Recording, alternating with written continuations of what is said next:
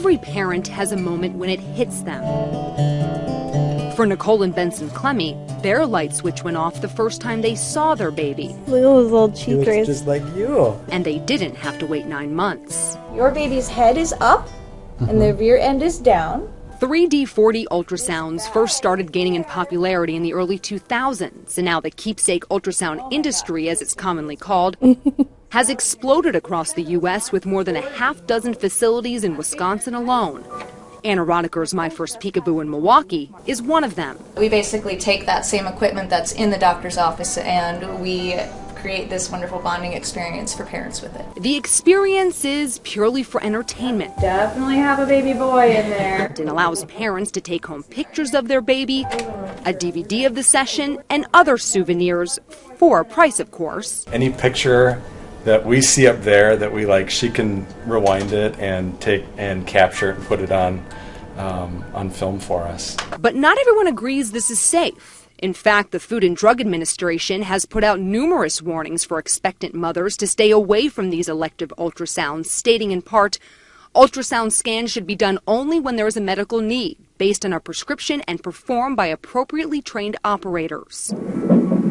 The FDA admits there has never been evidence of physical harm to a fetus because of ultrasound exposure, but it still advises against it. Simply because there is no evidence of fetal harm to this point, it does not mean that in the future that evidence may yet emerge regarding adverse biological effects. Dr. Ricardo Mastrolia is a maternal fetal medicine practitioner with Aurora Healthcare and agrees with the FDA warning as well as with the stance of the medical associations his practicing standards are set by. It's a powerful tool.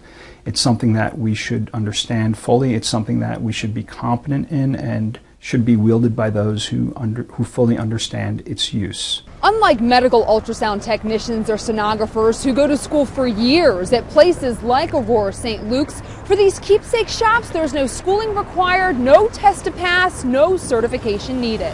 There's his leg and his foot. Like most other states, in Wisconsin, the industry as a whole is unregulated, including the ultrasound machines themselves. You're dealing with absolute incompetence. I mean, you're dealing with no standards, no anything. OBGYN Dr. Sheldon Wasserman is the former chairman of the Wisconsin Medical Examining Board and a former state lawmaker.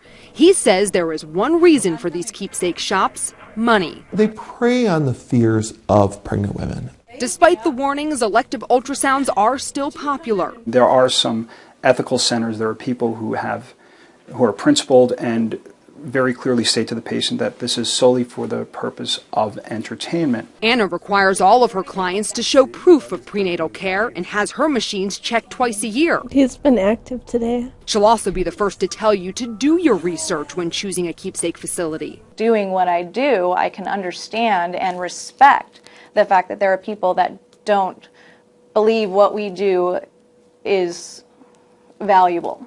And there's going to be people like that. And I'm okay with that. If there's no purpose, what are you doing? And then where are you going? And who's doing it? The Clemmys don't see it that way. They feel the experience of seeing their child develop over the 9 months is magical and priceless. We're a family already.